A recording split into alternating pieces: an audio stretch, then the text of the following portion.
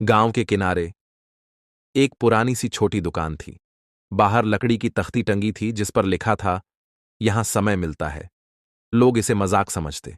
कोई कहता, क्या घड़ी बेचता है। कोई कहता, बूढ़ा अब पगला गया है।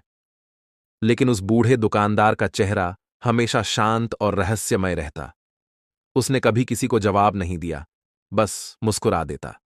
एक दिन गांव में रहने वाला एक 9 साल का लड़का अर्जुन उस दुकान के सामने रुका।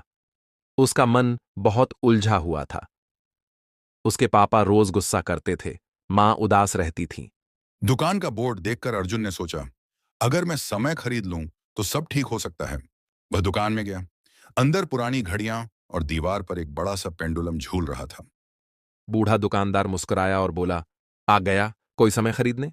अर्जुन थोड़ा घबरा गया, लेकिन बोला, हाँ बाबा, मेरे पास पैसे नहीं हैं, लेकिन क्या आप मुझे थोड़ा समय बेच देंगे? बूढ़ा बोला, मैं पैसे नहीं लेता बेटा, यहाँ समय भावनाओं के बदले मिलता है। अर्जुन चौंका। बाबा ने समझाया, अगर तुम किसी से सच्चे दिल से माफी मांगोगे तो तुम्हें 1 घंटा मिलेगा। अगर तुम दिल से किसी की मदद करोगे तो 1 दिन। अगर तुम अपनों को समय दोगे तो पूरा हफ्ता। और अगर किसी का दिल दुखाओगे तो तुम्हारा समय कट जाएगा।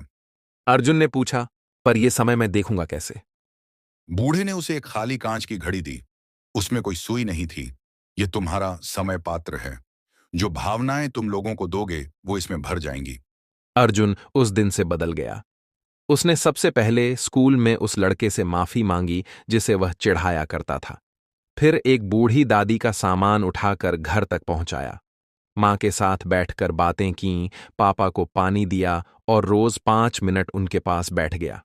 धीरे धीरे उसका समय पात्र चमकने लगा।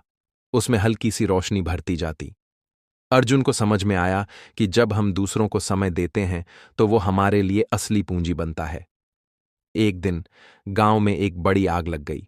लोग इधर उधर भागने लगे। अर्जुन बिना डरे बच्चों को सुरक्षित जगह ले गया। खुद पानी भरकर आग बुझाने में लग गया। जब सब शांत हुआ, लोग अर्जुन को देखकर हैरान थे। इतना छोटा बच्चा और इतना साहसी। उसी शाम बूढ़ा दुकानदार खुद अर्जुन के घर आया। पहली बार उसने अर्जुन को देखते हुए कहा, बेटा, अब तेरा समय पात्र पूरा भर गया है। अब तू खुद समझ गया है, समय देना समय पाना होता है। अर्जुन ने कहा, पर बाबा, आपके पास इतना ज्ञान कैसे है? बूढ़ा मुस्कुराया और बोला, क्योंकि मैं कोई सामान्य दुकानदार नहीं। मैं काल हूं, समय का रक्षक। मैं देखता हूं कौन समय को बर्बाद करता है और कौन उसे जीता है।